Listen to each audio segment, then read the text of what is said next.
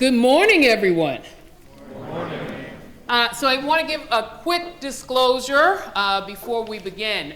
First and foremost, if you've seen me present or speak, this is going to be a little bit different. I'm going to hold back a bit and let the moderators, of course, steal the show.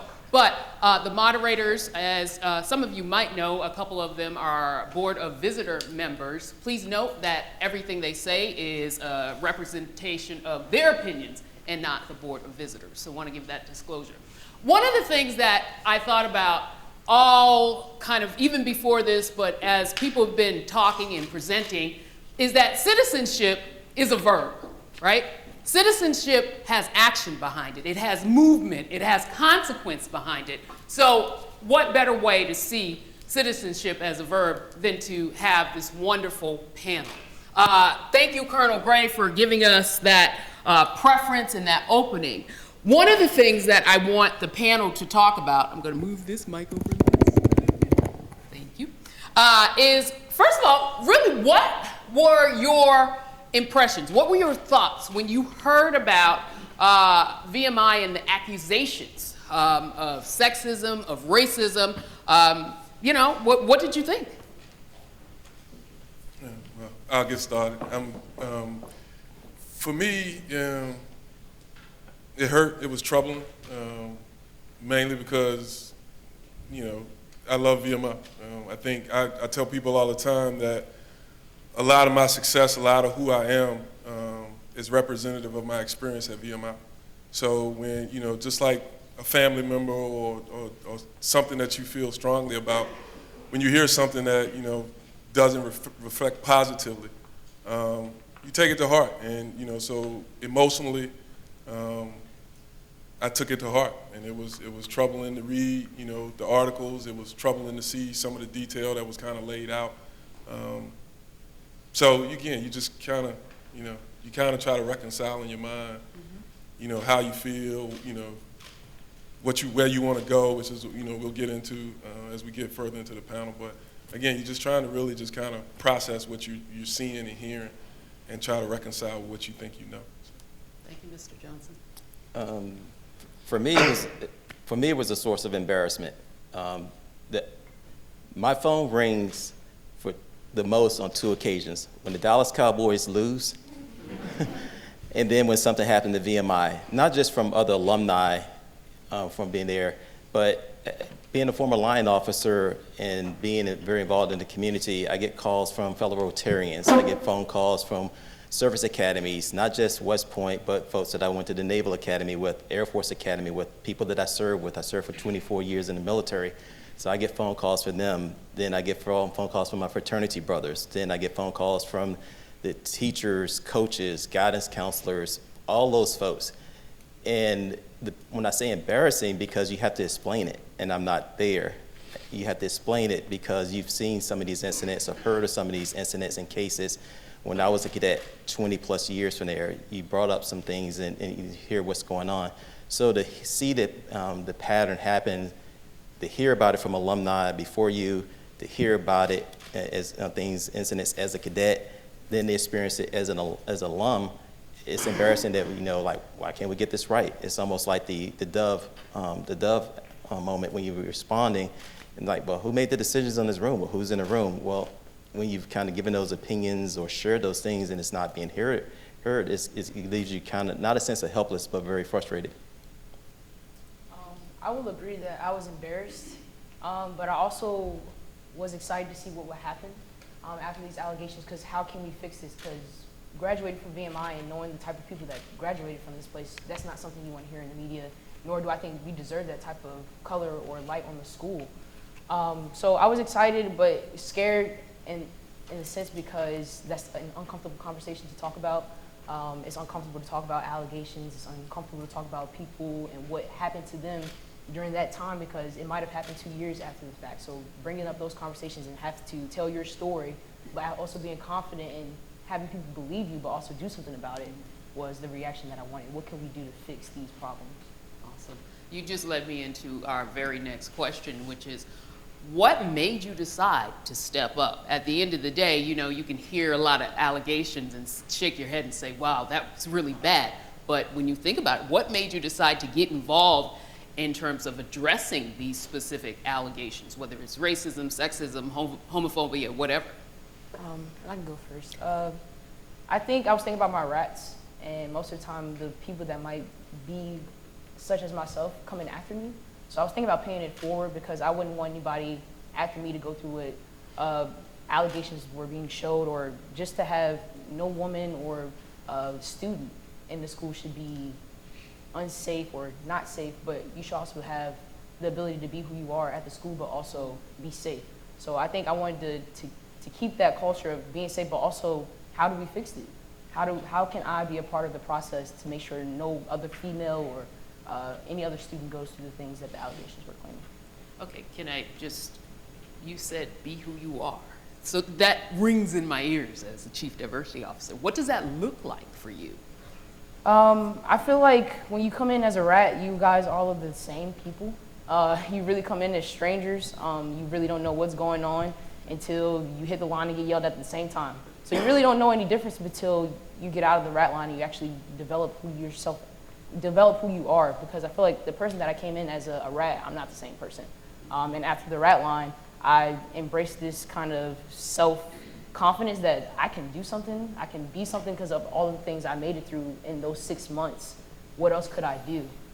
So be who you are, but also I feel like coming in as an athlete, as a female, I already had barriers coming into it. So it's like, okay, how can I prove them wrong that I can be successful as a male that I'm standing beside? So. Thank you so much. Gentlemen? So for me, especially the society we live in now, we're a social media driven society. So what we like to do, we like to sit in our rooms and watch YouTube videos and social media posts and Instagrams, and that doesn't accomplish anything. We have a very vocal minority out there, and this is beyond VMI, and a very silent majority. And I played basketball while I was here at VMI, and the only way to dictate a win and a loss is to be in the game. And so for us, for you, that's what we have to do. We have to make a conscious decision to be in the game. It's okay for you to feel right and wrong, and you know that this is something that may not supposed to happen, but again, if you don't get involved and you don't try to enact change, then again, you're not really accomplishing anything. And so for me, it was really about getting in the game and doing my part to see what how I could change the direction or the narrative of what was going on. I love that analogy, getting in the game. Getting in the game is a good one. My path was a little bit different. I think I've always been involved in some shape, form, or fashion. The first person that I recruited to VMI, Charlie Branch, the 3 blocks away from me, he's a VP for Merrill Lynch now. So I've always believed and saw VMI as an opportunity, particularly growing up in Petersburg, Virginia, as an opportunity to change the trajectory of lives. So I've always believed in VMI. Sometimes when individuals, or sometimes it felt like the institution necessarily didn't make that investment or believe in myself. But there have always been people who have saw more in me than I saw in myself, whether it's the 2 alumni that were in my high school that subtly encouraged me throughout the process. And from there were always people here, the old lady with tennis shoes and the folks out here that, we always talk about the alumni, but there's a lot of folks that's here that internally support you. So I've always felt a urging to kind of give back, because there were always people kind of pushing you along the way. Even going back to Tim Golden, I came back from Iraq, and he said, when you start recruiting and getting more kids from Petersburg, hey sir, I just redeployed like 2 weeks ago. I don't care. And I get my butt chewed out on the parade day. So you always had those alumni out there who have subtly encouraged you, haven't been in the forefront. So whether it's talking to other prospects about coming to VMI since I was a cadet, or working for the admissions office once I graduated before going to flight school, or doing volunteer alumni fairs, and then getting involved there, I've always had a presence in some shape, form, or fashion from there. So when this incident occurred, it was just for me, it wasn't a leap to be involved and to speak out, because I've always done that just in my own way. I think that sometimes there are people who have very strong beliefs that, with VMI, one of the things that people come in with different expectations for VMI. Some people come with expectations of just getting a job. Some people come in with the expectation to be the next chief of staff of the Army or be a doctor or something, have different goals, and some people just finding themselves and trying to figure that out. And I think that you have to be, and when you're talking to the individual, you have to be where they are at that point and understand where they want to get to and help them get there, as opposed to, well, this is the way you should think about it. And I think that's how being involved with this has kind of evolved over there. You just kind of take it up to another level. Thank you. One of the things that you talked about was how maybe other alums push you. When are you going to get involved? When are you going back to VMI and recruiting? Were there stakeholders? Were there constituents that you all thought, I need to consult, or did you consider that part at all when you were thinking about getting involved? I think whenever you talk about VMI, it's never about, VMI is kind of interesting because a lot of people focus on VMI. I kind of look at it, like you stated, from the stakeholders, because when I talk to folks, I had to take in consideration who I'm talking to: prospects, current cadets, parents, alumni, DOD, what's our contribution to national security, because we are a strategic player in that. Even though you may commission like 5,000 officers a year in the Army, for example, and only 150 come from VMI, but when you look at the success rate of our alumni over the course of 20 to 30 years, their contributions is on a much more strategic level, and no more is a greater example than General George C. Marshall, who was the only officer in his class that commissioned. Yeah, he ended up being where he was. So VMI, in my opinion, has always had an outsized disproportionate impact on society that we'd always recognize. And I've kind of cherished that, and so that's why, when you talk about stakeholders, for me, it's not just what alumni are thinking right now or individual cadet, but what's their opinion going to be 20, 30 years from now? What impact are they going to be making? Thank you. Yeah, so for me, again, the stakeholders, I felt like were the current cadets and future cadets.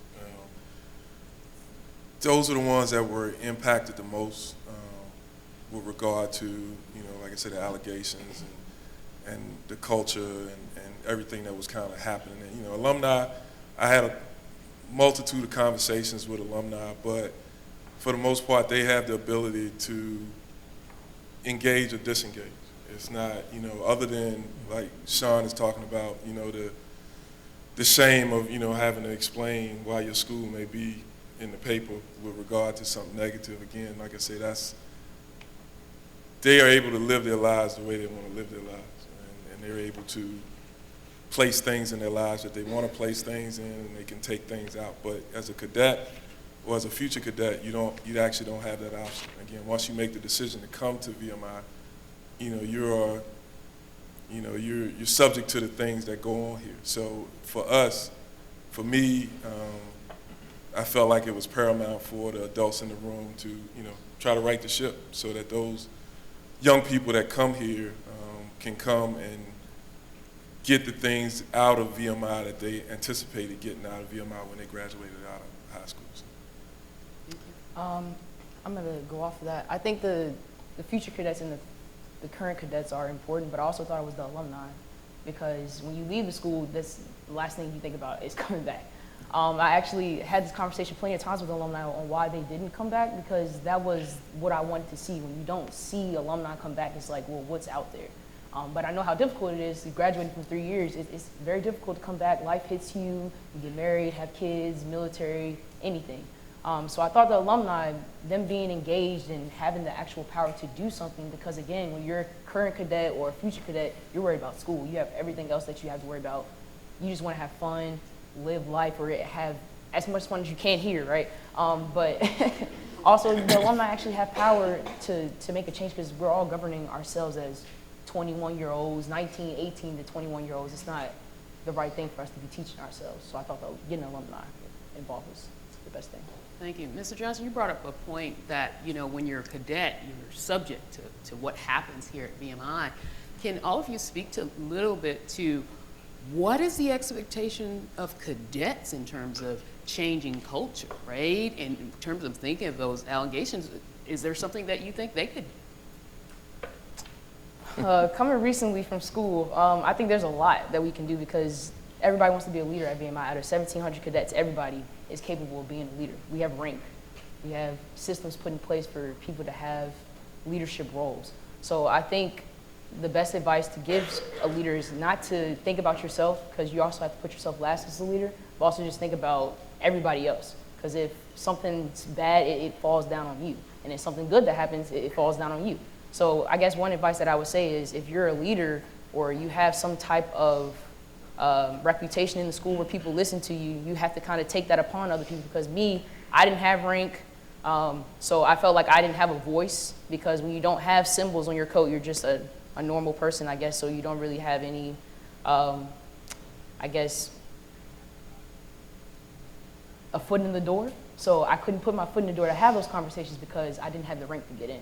So if you have that rank, just think of the people that are privates that, you know, might not be able to have that power to change something in the core. Yeah, I'm, again, in my business and in life, I use sports analogies a lot because I think sports is very important in learning life lessons. And I use that word culture a lot because I think it is very important in any institution to have the right culture.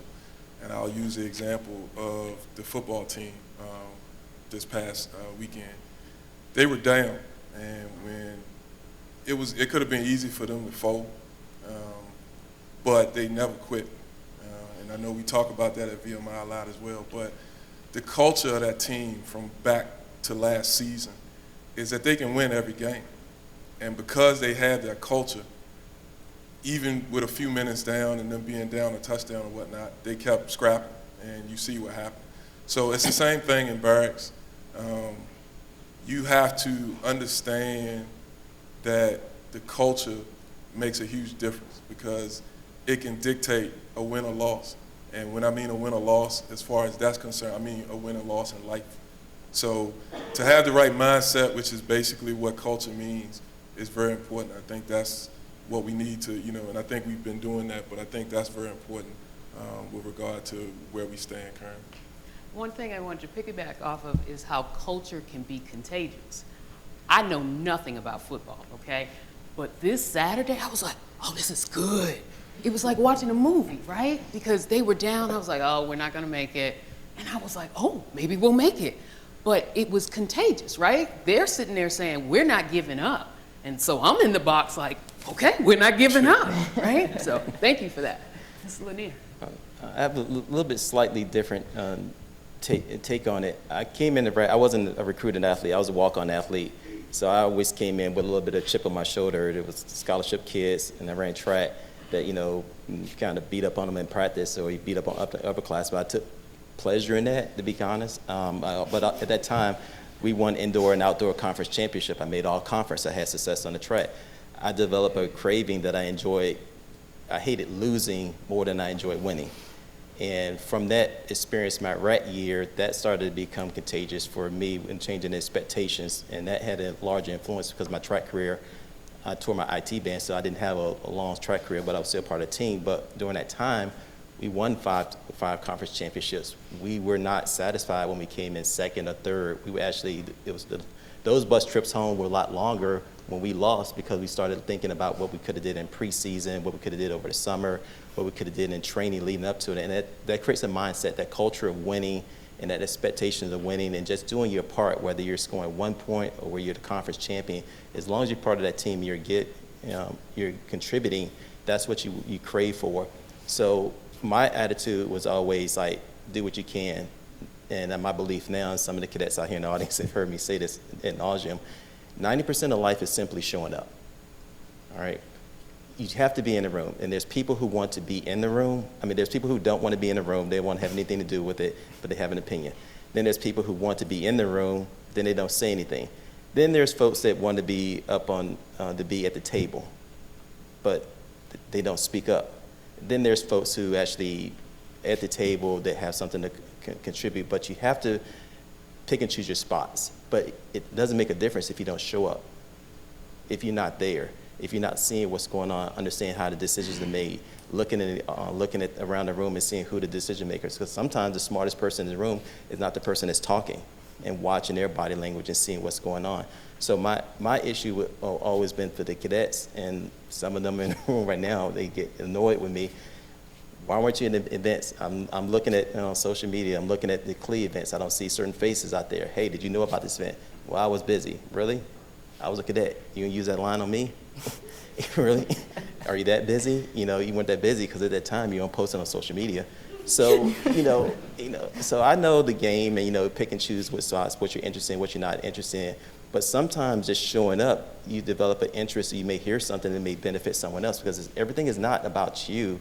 Sometimes picking up information and sharing with others and making other people successful makes you attractive because you're enabling them to be successful. And people want to be around people who are consistently successful. And that goes back to winning, or at least competing to win and wanting to win. Thank you. I see you three as change agents, but change isn't easy, right? So what I'd like you to share is, what were some of the barriers that you encountered to change, and how did you overcome those barriers? Well, the biggest barrier to change is the fact that people don't like change. It's kind of a silly way to describe it, but that's basically it. It's the thing that you're trying to accomplish is the thing people don't like. So that's always the pushback as an engineer and a project manager for the last 17 years of my corporate existence. You see that people, and the weird thing is, people come up with the weirdest reasons about why they don't like change. You can ask them, well, why don't you want to do it this way? And half the time they don't even really have a reason. It's just that they just don't want to do it any other way than the way that they've done it. You can lay it out how this is more efficient, how this is, better financially, the whole 9 yards. And again, mainly because people don't want to do the work. As a business owner, a lot of times people can't survive those first 3 years because they can't get over that first hump. And the reason they can't get over that first hump is because that's the most difficult hump to get over. And mainly they can't get over it because they don't want to do anything different than the way they've been doing it. So again, the biggest issue for change is really just getting people to understand that this is a better way of doing things. And you don't have to, VMI, we follow along history. We do a lot of stuff that, we just continue to do over and over again. And it's not necessarily the best way to do it. We just do it because it's just the way we've always done it. And that's probably where we are right now. Some of the things that we've done over the years, it was time to look at fresh set of eyes and look at doing things a little bit different.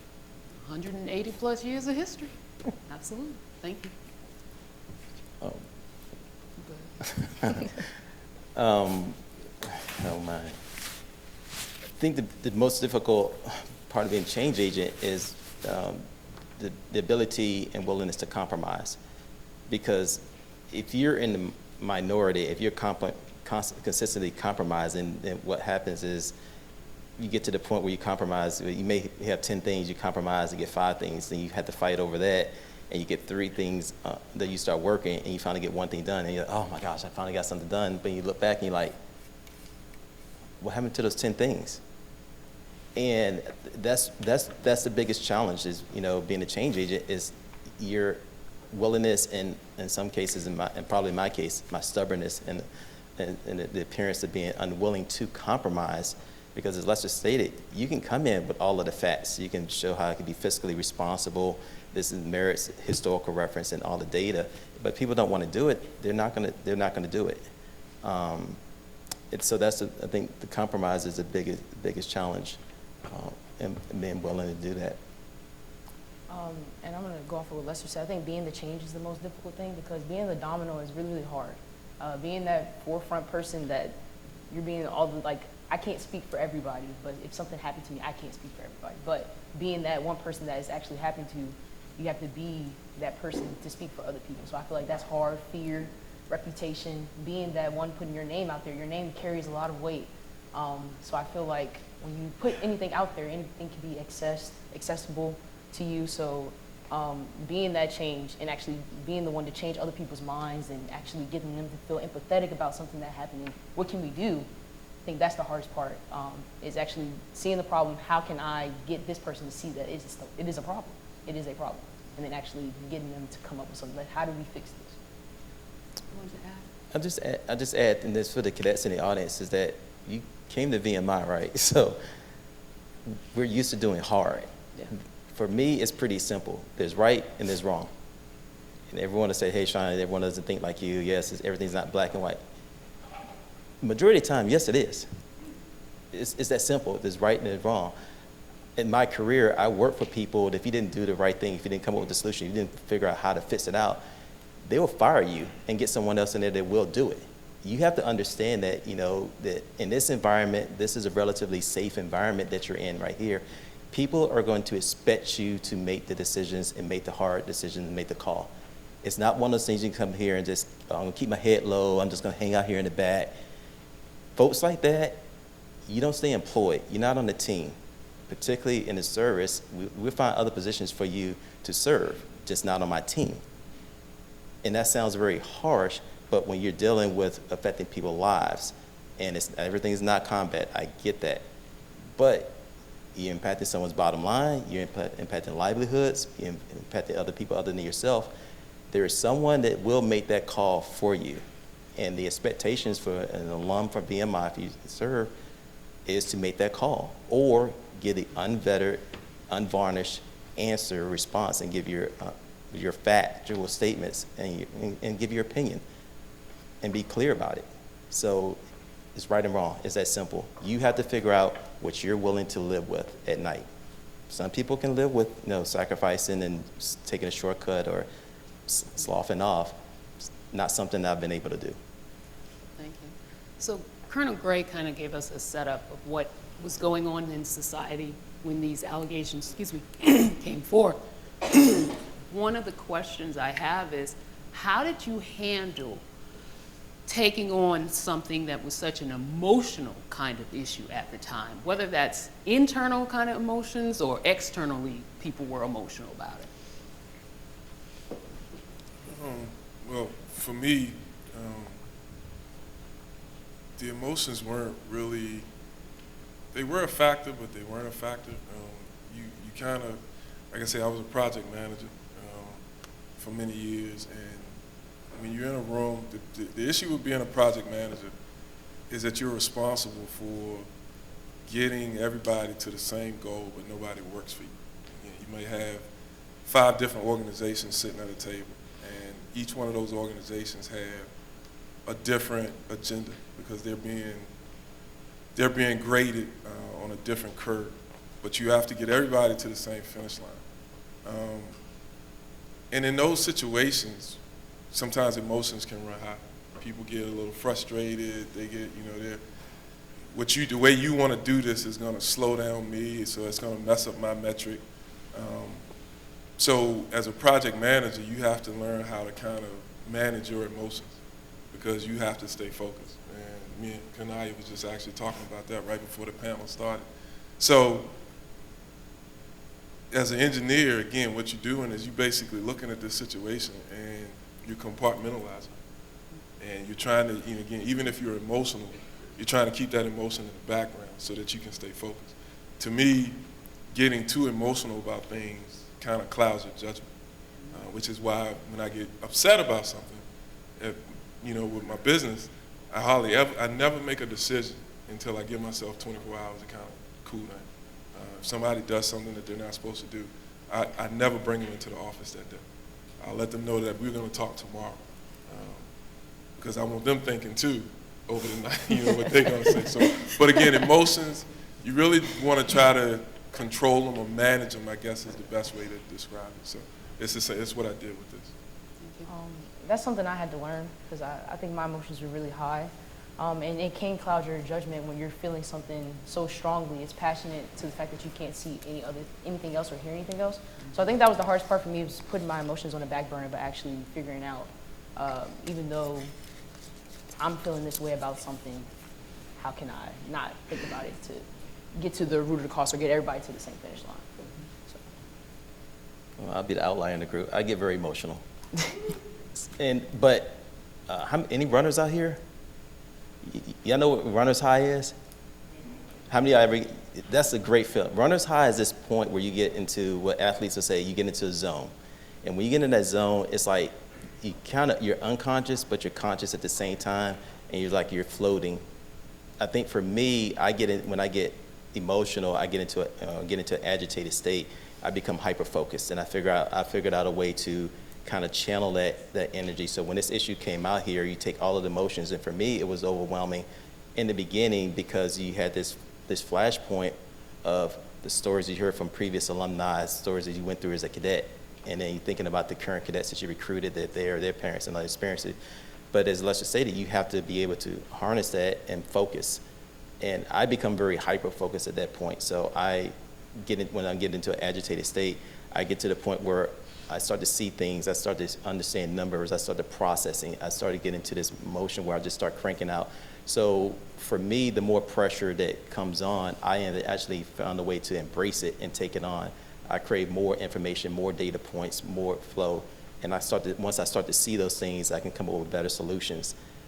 Can't really explain it, why it happens that way, but it's, let's just state it, you can't let your emotions overcome you and make those decisions, but you have to figure out a way to channel it, process it, and use it, and not get distracted by your emotions. And I'll just, quick war story, I remember going out for a jump when I was in the 82nd, had a PFC from Tennessee. He said, "Hey, sir, are you scared?" Heck yeah, I'm scared. Who jumps out of an airplane? He said, "Well, what are you going to do?" "Well, they're not letting us off. There's only one way out." And that's what you have to do. It's okay to be fear. It's okay to be emotional, but you cannot let your fear, you cannot let your emotions dictate your actions.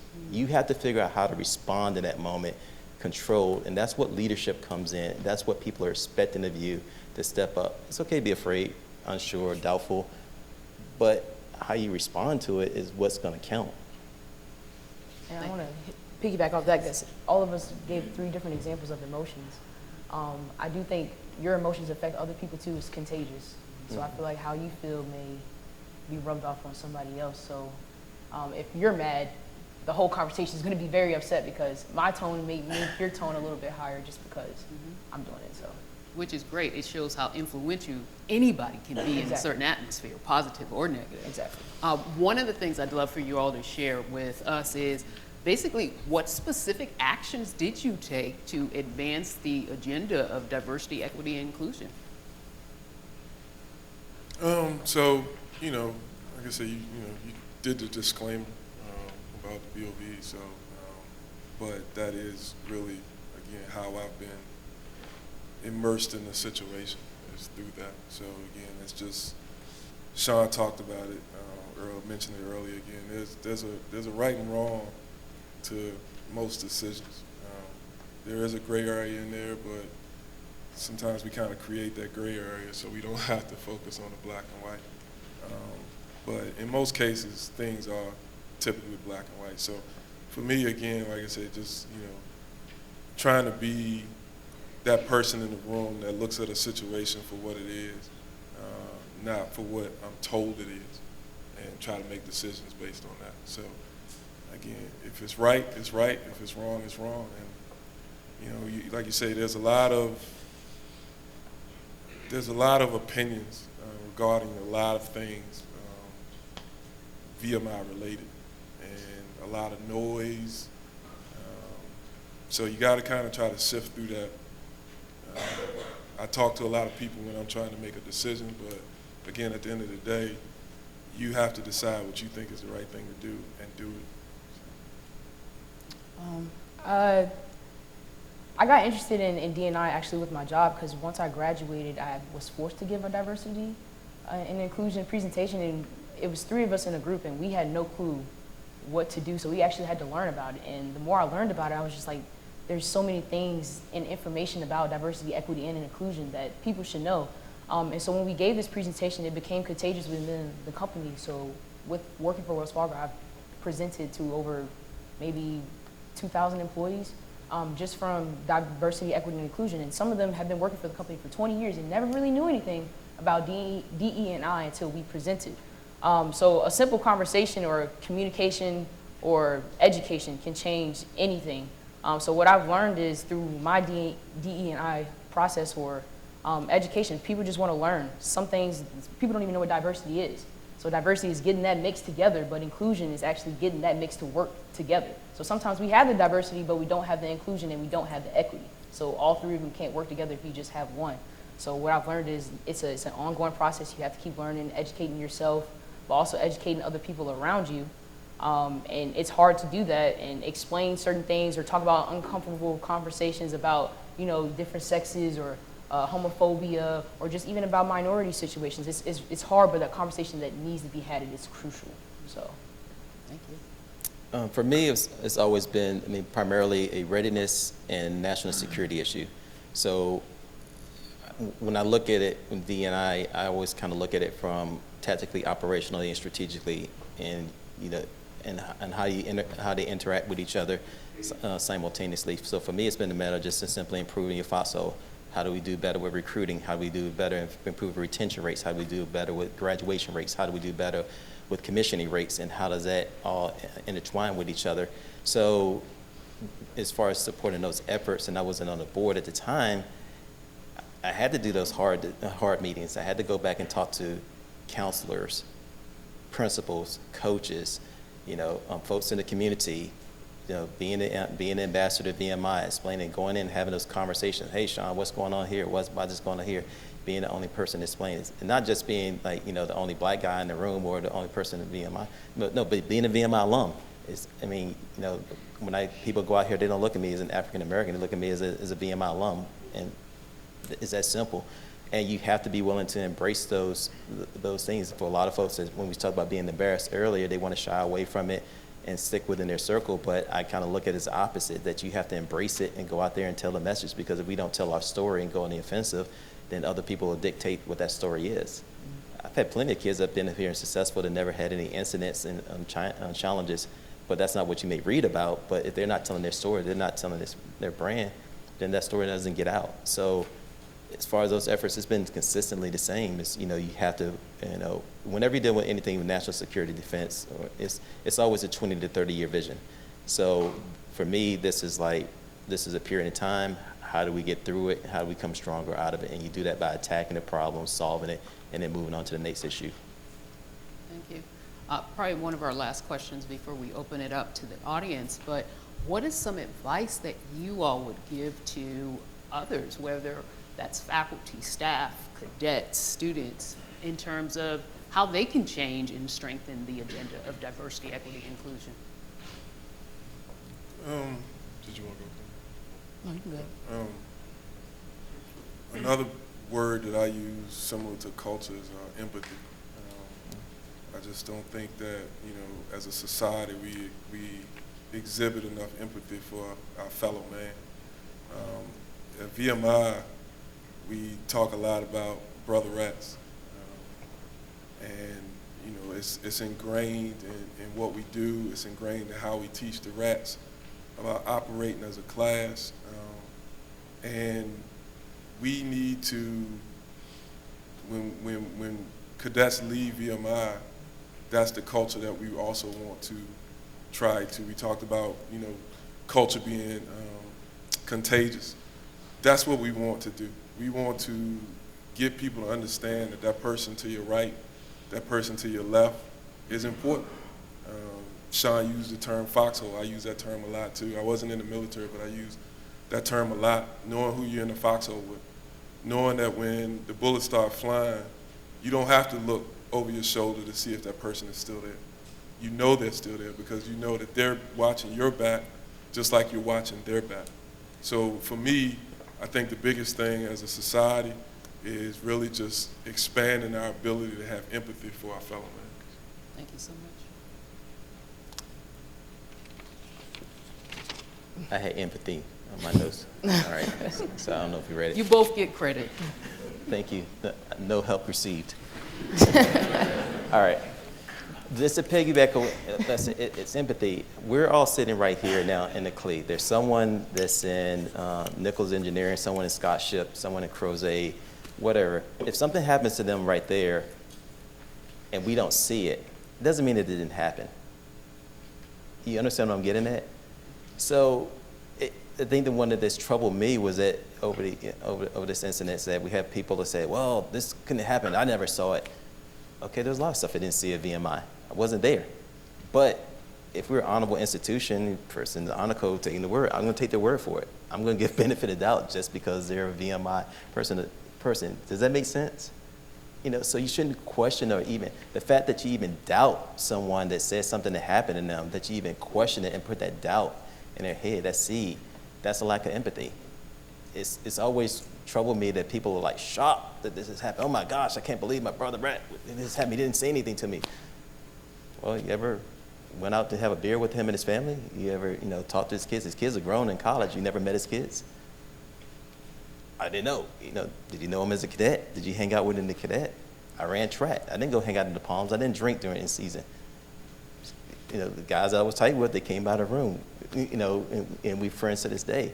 But you can't have empathy if you don't get to know the person to your left and your right. And you can't come from an institution talking about the brother rat spirit, this, that, and the other, and you don't know people. You see what I'm saying? It doesn't conflict with itself. So just to pick up when he said empathy, you have to be empathetic to others, because just because you didn't see it, you didn't feel it, didn't happen to you, doesn't mean it didn't happen. Empathy is, I guess, a big word on the stage. I feel like being empathetic goes a long way, because how do you feel when everybody asks, like if somebody asks you, how are you doing today? And you actually give a good answer. You might be able to say, oh, I'm doing good, which is the quick answer. You might be like, I'm doing a little bad today, but thank you for asking. I appreciate you asking me. So being an ally is something that I would say is the closest step to do D&I, because I feel like all of us need a best friend, but we just need an ear to listen to, somebody to put something on that isn't going to judge us. So if something happened to me and I have an ally, I can go to them. They're not going to judge me based off what happened, but they're also going to help me figure out something. So everybody needs an ally, and everybody needs somebody to be empathetic about them. So for example, if you're a cadet right now and you see a female rat getting called a sheed or getting called some type of name and you're a guy, you might be able to talk to that male rather than a female, because a female just telling you that's wrong is just a female. But if a male telling you that it's wrong, you might hear it a little different because you're a male, if that makes sense. So allyship is something that's important, but it's to bridge the gap, as we were talking about beforehand. Thank you. Allyship is a good place to end and give our panel a hand, please.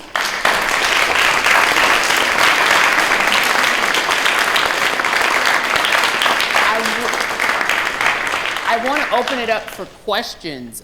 So if you have questions, there are mics on both sides. Please come up and ask your question. Oh, look at this. I love it. If you want a question, you better run to the mic. It looks like we have a lot of questions. Since we have so many people, I see, please keep your question succinct. Yes, sir.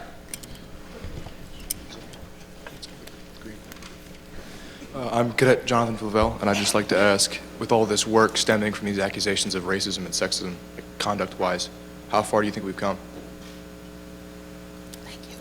I think we've accomplished a lot in a relatively short period of time, considering how long VMI has been around and the stuff that we've accomplished pretty much over the past 12 months. I think we've done. And we got a long way to go, but I have this conversation with people all the time. I think,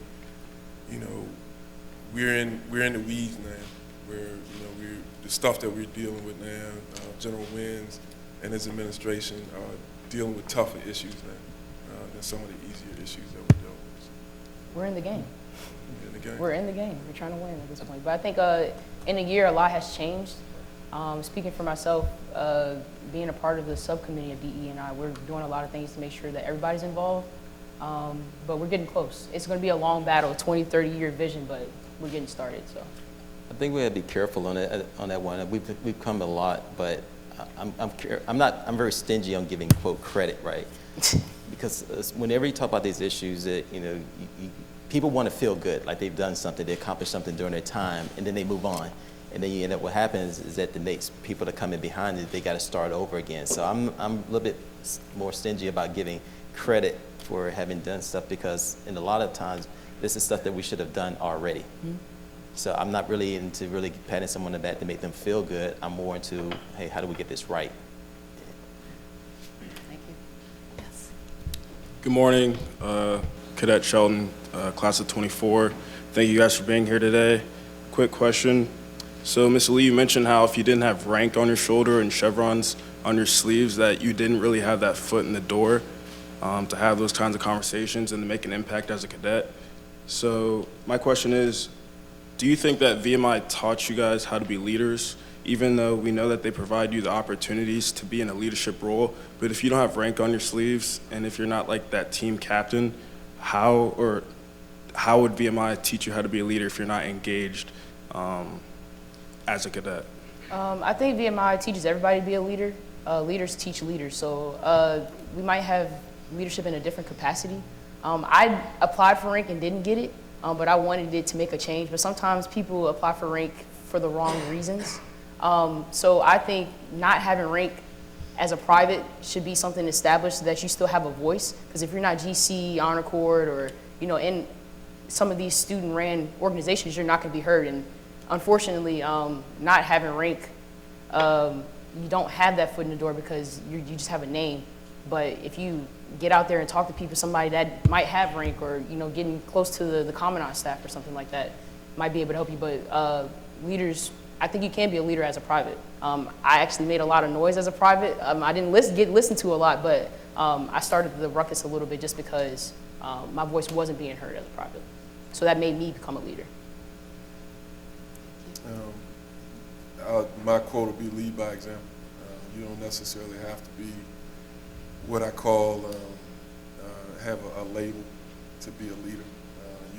By your actions, people will see you doing certain things, and they're gonna, especially if you're successful at those things that you do, they're gonna follow you because they want to be successful too. So I didn't have any. The only rank I had while I was at VMI was I was a team captain. I ended up staying for my 5th year, and they always made team captains first class. But my 5th class year, I was basically the de facto team captain. Everybody, when there was an issue on the team, they came to me, not the first class. But again, that was based on leadership by example. I never had rank while I was here as first class private, but I grew up in a military family. I was in JRTC, had rank there. I knew I wanted to be an aviator. So to me, VMI was just a model. That was an opportunity for other people to get rank, but I knew that there were other ways to influence people without rank. And that depends on what job you have, what positions you have, your relationships with people, and utilizing that. A lot of times in life is you don't have to be the person in charge, but sometimes influencing ideas or being able to help that person, as I stated earlier, be successful. That's showing leadership in a different capacity. So I never got caught up with the rank thing. So we weren't getting paid for it, but it's great if they had it, because I just look at it and I encourage kids to get ranked now, cadets to get ranked now, because it's leadership reps. The more reps that you get, the better you're going to get at it. So when people say, I don't want rank, I don't want to do this and that, well, the only person you're really doing is hurting yourself and you're hurting your class, because you may not be as capable, competent leader as you could be when you step out of here. Thank you. Thank you. Because we're running low on time, again, please keep your questions succinct, and I'm going to ask you all to be succinct. Yes, sir. There's one person. Hi, my name's Irene Thornton. I'm a student at Christopher Newport University. So you all talked a lot about courage. So my question is, how do you find the courage to change culture when culture goes deeper and it's more tradition, particularly, Ms. Lee, what you're talking about with the use of the rhetoric and vocabulary that is used here and in other places as well? Well, for me, I think, again, and Kanaya mentioned it, when you see something that you know is wrong, then you say something. And I think if people tend to do what they're allowed to do, if you push back on it, especially if they're the only ones in the room, then they'll stop doing it. And at that moment, you can get at least a small culture change or a shift in people's thinking. I will say tradition is hard to change, but the only thing that you can do about it is actually keep up with the times, because times are changing. It's the 21st century. Some traditions don't last as long as they should. So I don't know. I've always been a person more to fight the battles that you can fight and one that you can win. Some things, what's the strategic value of this? What are the outcomes, and how can you influence it? in taking that approach, how do you leverage others? How do you get other people on board to bring a consensus to get it? So sometimes you may not be the person that's leading that charge. Sometimes it may be someone else. Sometimes, like in my business, my nonprofit, I know I'm not the sales guy. I'm not the guy that should be making the pitches. So you got to bring in someone else that's going to talk it. So understanding what your strengths and weaknesses are, what you bring to the table, and how you can get others to help you accomplish that task. That's what I would say. So, Thank you. Good morning. My name is Juliana Bancoli. Thank you all for being here. I had a quick question. Just looking at human history and the patterns and behavior of how people interact with each other, you can see that people thrive off of division. So maybe not necessarily in the VMI community, but anywhere outside, how would you continue to share that sense of culture Mr. Johnson was talking about?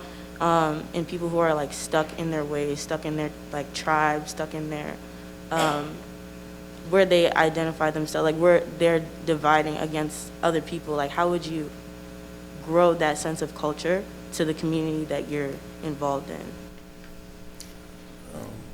Well, this is probably not the most ideal answer, but the unfortunate, this is again my personal thought on this. The unfortunate situation at this point is sometimes you got to triage certain people out. They're never going to, I've talked to enough people, man, over the past 24 months to realize that some people are never going to change. They're just not. And when you talk about application of resources, then you have to kind of decide whether you want to keep putting resources into that individual, whether you want to put it somewhere where you think it'll have a better outcome. You can lead a horse to the water, but you can't make them drink it. So I can lead as many horses as I can, but I can't make all of them drink if they don't want to drink themselves. I guess it depends. For what I do, a lot of the messages how I can get people through is through the people that I help. I have a nonprofit that helps kids that want to go to military civilian service. So I use a lot of the examples of what their successes are doing because I know that, particularly with like our alumni, having cadets go through the system, go through the process, becoming successful, that's going to change them a lot faster than me arguing with them or having a debate and come back and talking to them. We got 26,000 living alumni. Not going to get to all of them. Don't have enough time in the day, don't want to. You know, not being cruel, but here. So I try to use examples of current cadets and other examples of what right looks like, what's happening to kind of avert that. And like Lester said, for other situations, you have to figure out what the value of your time, what are you going to spend in, how much energy you're going to give. There's a lot of energy vampires out here. Yeah. A lot.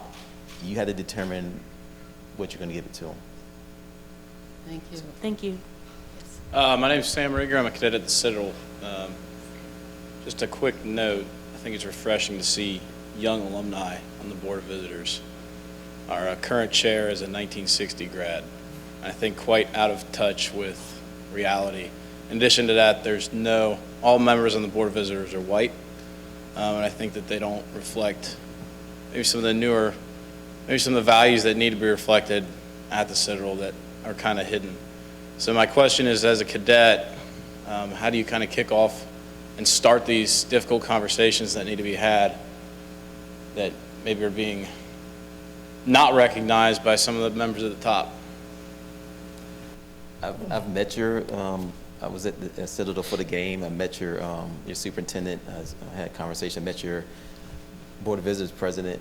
Actually, he's younger. I think he's class of 2004. The new one is 2002. The vice chair, he was a previous chair. He's a 1960 grad. I think it's a challenge because as a cadet, I think when I was a cadet, you hear the Board of Visitors like, well, who are those guys? Oh, who are those guys? Okay, they got the fancy cars up here. You don't see them. They're up at this level. You don't know what they do, right? And when you're a cadet, a lot of times you're just trying to worry about, hey, how am I gonna pass this test today? Is coach gonna kill us in practice? I'm gonna feel my legs at the end of the night. So I think the biggest thing is just read and study and ask questions. Take advantage of the opportunities and there, pick your shots. Even on the Board of Visitors, there's an open session, and I've encouraged people to get involved and submit their ideas and their opinions. I mean, if you submit it, we do have alumni that are very good at that. Even they don't always ask to be chimed in, they'll chime in. But I think that with cadets, we don't get enough we don't get enough feedback.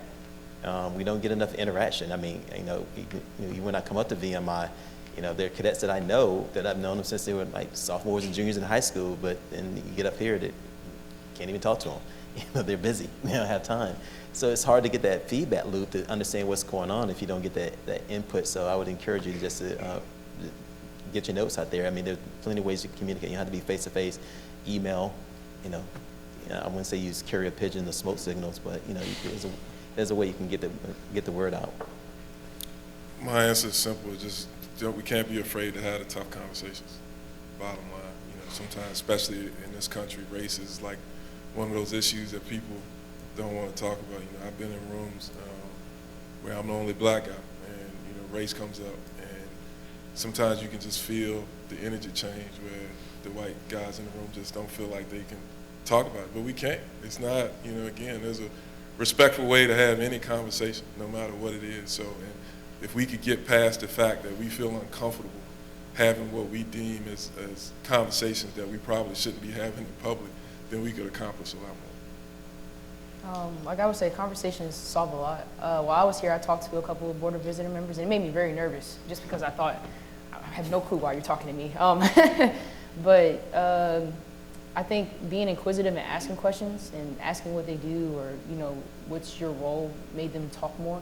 So when you ask questions and people talk about themselves a lot more, that was a way to get my conversation in the door with them. Thank you. In the interest of time, I'm going to have one panelist answer all the rest of the questions, whichever one wants to do that. Yes. Good morning, my name is Cadet Ramon Meza, class 24. Given that within VMI, one of the social divisions is the difference between NCAA athletes and non-NCAA athletes, how do you think we should be able to handle that, and how do you think we can address and solve that issue? I can take it. I'm gonna tell you right out the gate. I ain't got an answer for that question. It's been something, again. I'm class of '95, and it was something that we dealt with back when I was here. And apparently, per some of the conversations with some of the younger cadets and reading, articles, and it's still happening. There's always been a conversation about, the core understanding what athletes are doing, and vice versa. But I just don't know if it's, and I know General Wins is working on me, and him and I have talked about that. But it's just difficult. It's just, there was even conversations about letting the core come down and watch practice. And I remember when I was here, it was I guess it was a joke, but putting pads on some cats and putting them out on the field so that they could practice with the football team. But, I was an engineer. Typically, I didn't get to my study cue to start studying until like 8 o'clock at night because I had practice. So when somebody tells me that I got it easy, I don't think I can just turn around and walk away because I'm up until 1 or 2 o'clock in the morning trying to get me, and then I started all over again at BRC. So. Yeah, we got to chime in on this one because I mean, let's just say that. I mean, I remember when even I was a kid, there's always been an permit versus non-permit divide. When you go into library, look at the old bombs. I think it was a bomb back in 1901. They had permit rider in there back in 1901. So that's always been there. I think that realistically, the issue with permit, non-permit, for some reason at VMI, it takes on a little bit of a tinge to where it's like a racial component to it because people assume that, an athlete, then it must be, African American or some minority. But when you look at the stats, the majority of VMI athletes are white. So, but then we say, well, this is like, this is a time that you're getting over easy. Well, really? We get out from parade practice, you're going to the Palms, and like, let's just say, we're not even getting in until 7:30, from dinner and here. So everyone's schedule is pretty much equitable during those times, but I never engaged in those debates about here because my roommates saw that I was getting my ass busted. They could see it. But I think that one of the things that over the years that watching it from the outside and watching Kanaya and them go through it, that's different than when I was here, when Lester was here, the size of the core is different. It was 1,300 when I was there, it's 1,700 now. There's fewer sports than we were here. So you have a larger the percentages of athletes versus non-athletes are a little bit different. We also have a lot more parents that are involved now that, very protective of the kids. I love the parent involvement, but sometimes their energy kind of exacerbates the issue also because they get protective. I've been at rat send-off saying, hey, who you are, where you're from, did your kid play a sport? My kid doesn't play a sport. He earned his way to get in. Oh, really? Really? and this kid didn't? So I think those type of things, the size of the core differentiation, the fewer number of athletes, and then also the lack of competition. I was on several conference championship teams. There were periods up here where cadets up here were losing every year. So I understand from a non-permit side that you're going to a game that you got 4 hours out of your day that you're mandated to go there and that you don't have a product. And like I tell kids all the time, this ain't Florida State. It's not like you live in an apartment, you don't see the student body. Everyone knows you as an athlete. They see you if you practice, they see if you put out there, if you're sleeping in class, they see those things. So I think those type of things people latch onto and kind of use those weaknesses to kind of make themselves feel better about themselves instead of pulling together. But let's just say, we always welcome people to come down to track practice, come down here, do our 3-mile warm up, and then let's do the workout and see where you're at. Didn't have a whole lot of takers on that. But until you have those type of mutual respect for each other, what everyone brings to the table and what they offer, you're not gonna get past it. So really, as cadets, you kind of control that. Thank you. Thank you. Hi, I'm Cadet Resendez. I'm a first-classman. My question is, how can we make active, inclusive change without compromising some of the history and traditions, institutions that make VMI unique as well?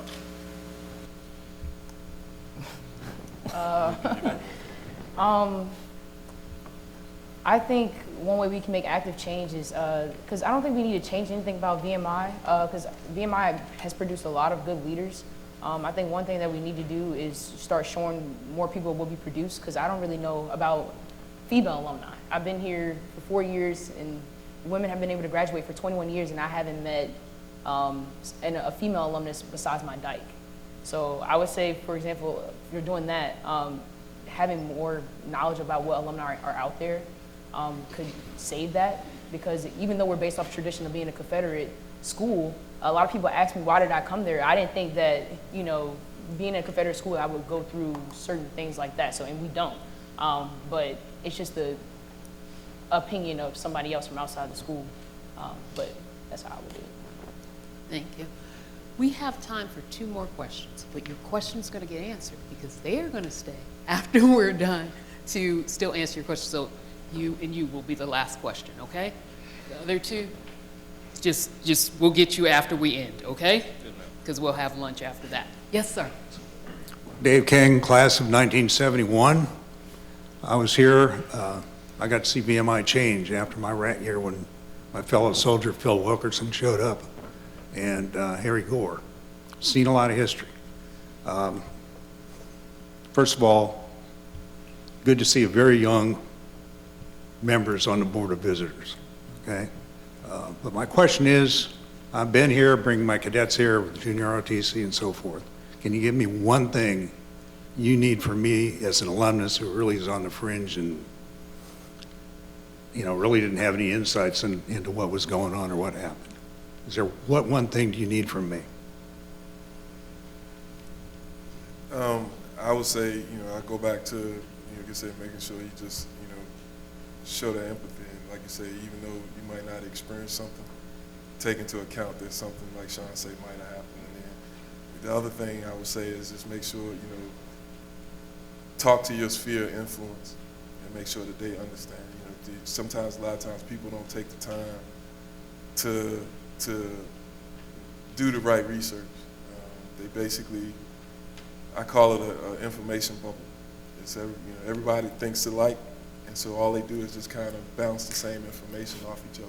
So what happens is when you get one person in that information bubble that actually takes the time to go outside and actually get different information and bring it back into that information bubble, then people's minds start changing.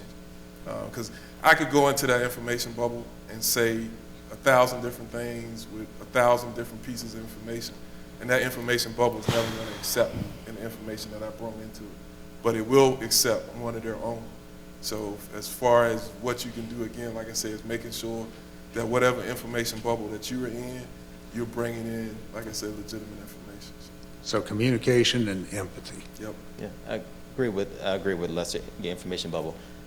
Look, we got 26,000 living alumni, a little over 500 African-American, like less than 500 women. I can't carry the message to everyone. I can't do it. Thank you. Thank you. And fitting that our last question be a cadet. Yes, ma'am.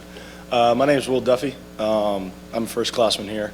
And I want to go back on one of the points that y'all touched on, is that some people just can't be reached on certain issues. And when something like that is said, I'm an admirer of history, and I always think back on the story between C.P. Ellis and Ann Atwater, a civil rights activist and a KKK member, who actually became best friends. And the man ended up renouncing his membership to that despicable organization. It always reminded me that a conversation can always be had. People can always be made right.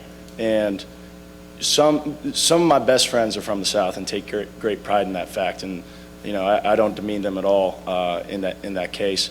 But I want to know the personal techniques that each of you have used when encountering those awkward conversations of history and legacy of our nation, and what to take pride in and what not to. Again, for me, it's just don't get emotional about it. History is a weird thing. It is a fact.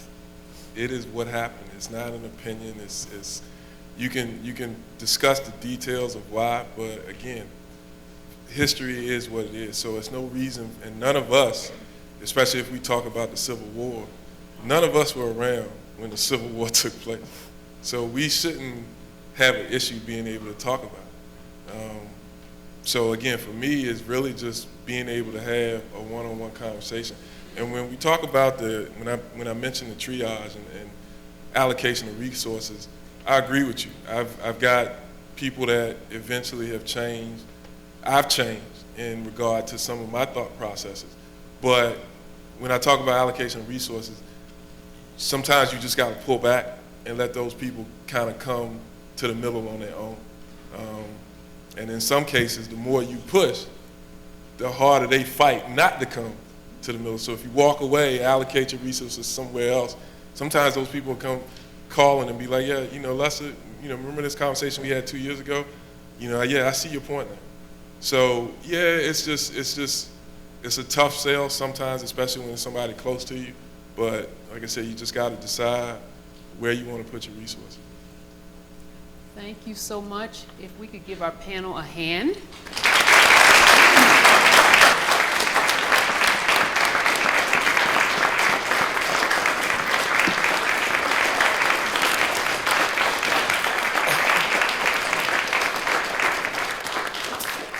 On behalf of the superintendent, the CLE, and the Corps of Cadets, we just want to say thank you again for coming out here and speaking to us. And thank you, Dr. Love, for fostering and aiding the conversations between our panelists. Thank you.